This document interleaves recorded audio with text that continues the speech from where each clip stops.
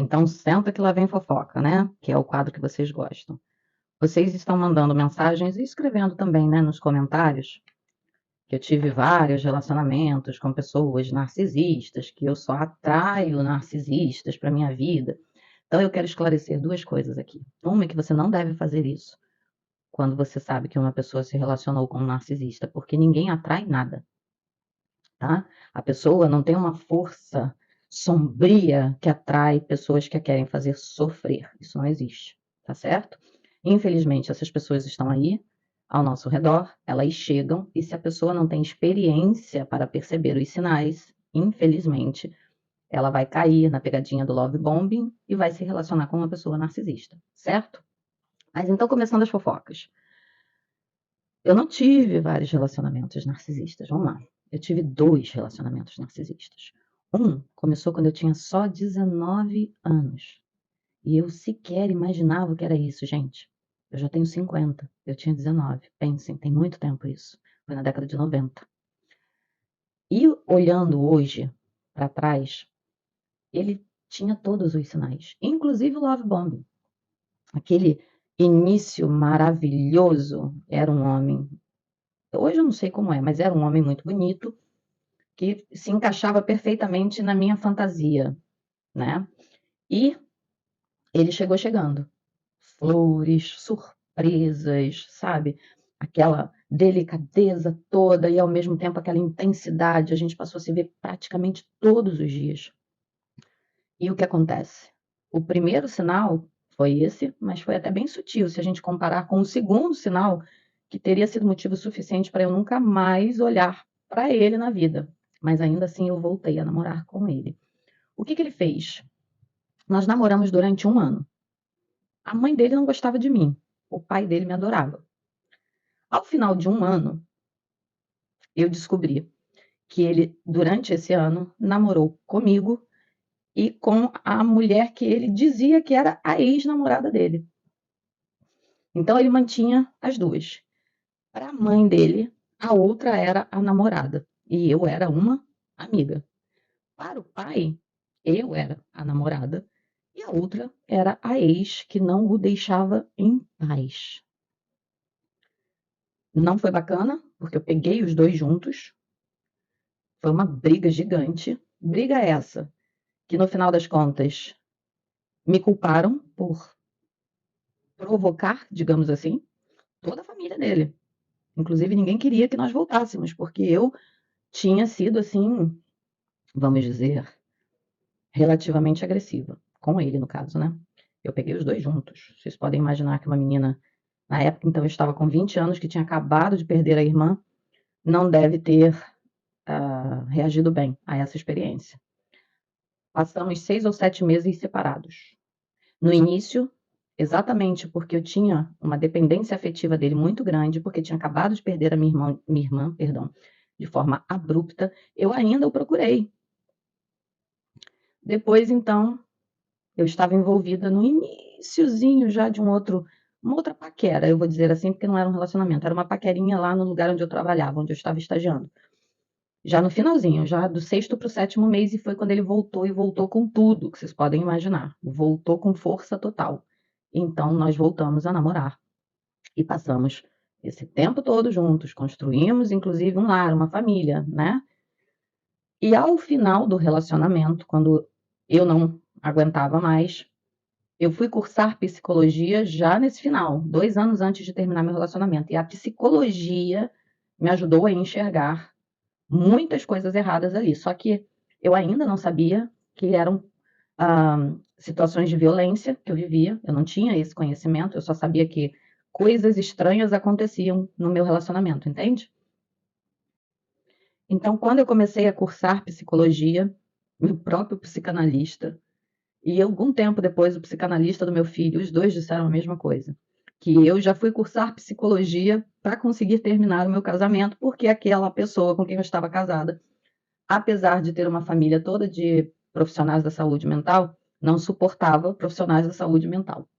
Então eles falaram que eu meio que provoquei a separação com a psicologia. Eu acho que foi o contrário. Eu acho que quando eu comecei a cursar psicologia, percebi tudo e encerrei o casamento E vocês podem imaginar que o término foi horroroso, como todo término com uma pessoa narcisista. Esse, no caso, era um narcisista grandioso do início ao fim do relacionamento. E uma pessoa muito bem sucedida, então muito validada, muito bem suprida. Então eu terminei esse casamento e passei um longo período sozinha. Primeiro porque eu estava criando meu filho, que era um menino, era um pré-adolescente na época, e eu não queria levar um homem para dentro de casa. Em segundo lugar, porque eu estava fazendo meu curso de psicologia e isso para mim era prioridade. Como disse, eu fui cursar psicologia no final do meu casamento, né? Nos últimos 2 anos. Antes eu tinha feito outro curso e ali aquilo se tornou uma prioridade para mim. Então, eu conhecia pessoas, eu saía à noite com as amigas e tudo, então eu acabei conhecendo o segundo narcisista nessa fase. E isso é importante. Vejam por quê. Nós nos conhecemos, depois ele ainda me convidou para sair, nós fomos jantar, e eu não conseguia sequer pensar em algo entre nós. Eu lembro que na hora em que ele foi me levar em casa, no segundo encontro, né, do jantar que nós fomos, ele tentou me dar um beijo e eu virei o rosto porque realmente não era uma pessoa nem que me atraía. Vejam isso. Nós mantivemos contato durante um mês, alguma coisa assim, mas eu não queria nada, acho que ele também não queria nada, e cessou. 8 anos depois, nós fomos realmente começar a namorar. E por que que eu disse que seria importante essa questão de que eu o conheci logo depois, né? Pouco tempo depois, 1 ano depois do meu término, né, de casamento ali, da minha separação com meu ex-marido, com o pai do meu filho. Porque eu ainda estava muito traumatizada daqueles 20 anos que eu passei com a outra pessoa. Então, eu não percebia os sinais de um outro narcisista, mas eu senti essa repulsa por ele, né? Nesses primeiros encontros ali. Anos se passaram, nós mantivemos um contato assim, sabe, de redes sociais. E 8 anos depois, então, foi que ele chegou e aí acabamos namorando por 2 anos e meio.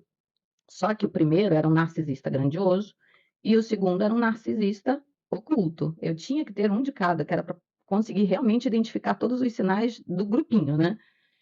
E nesse segundo relacionamento, o que eu acho que piorou essa situação, que me fez passar 2 anos e meio com ele, foi que ao final do terceiro mês estourou a pandemia.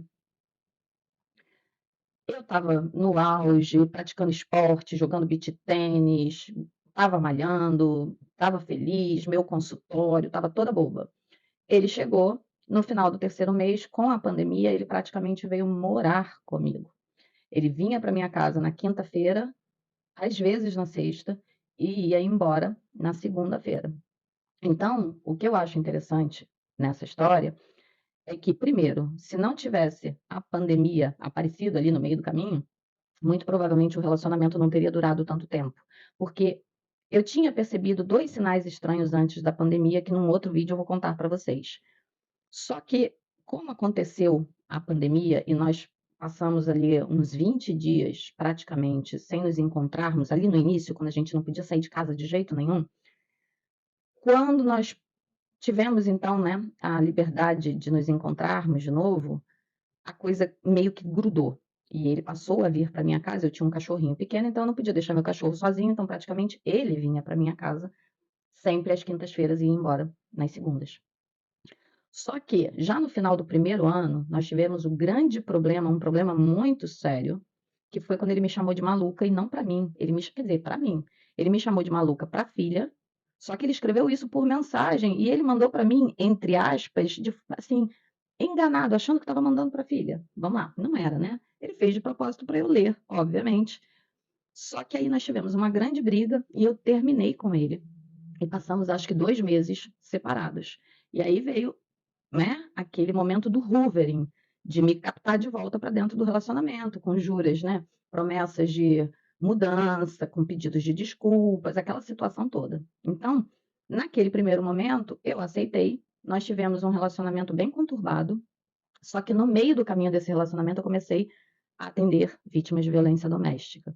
E quanto mais eu atendia, porque teve um boom desse tipo de violência durante a pandemia. Então, quanto mais eu atendia as vítimas, mais eu percebia os sinais dele.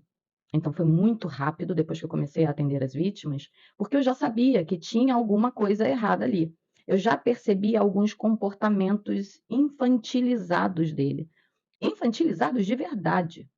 Não estou falando de um homem imaturo. Estou falando de comportamentos infantilizados de um homem 10 anos mais velho que eu. Só que eu não conseguia entender aquilo como narcisismo, porque essa pessoa era muito sensível, muito gentil, só que quando explodia era uma loucura. Explodiu poucas vezes, porque eu confrontava. Eu já tinha todos os, eu vou dizer assim, todos os recursos internos para confrontar. Eu só não entendia inicialmente que aquilo podia ser narcisismo. E aí, quando eu identifiquei, foi muito rápido para terminar. Ainda tentou voltar, tentou voltar, tentou voltar, mas não teve mais volta. Então, eu tive 2 relacionamentos com pessoas narcisistas. Eu tive um relacionamento com um narcisista grandioso e um relacionamento com um narcisista oculto. Vou dizer para vocês o seguinte: o relacionamento com o narcisista oculto, que durou só 2 anos e meio, né? Enquanto o outro durou 20 anos, foi extremamente mais conturbado, porque o narcisismo oculto, ele tem essa coisa da manipulação e da autovitimização muito mais do que o narcisista, né, grandioso. Então, eu, por experiência própria, acho o narcisista oculto mais perigoso com relação à sua saúde mental do que o narcisista grandioso.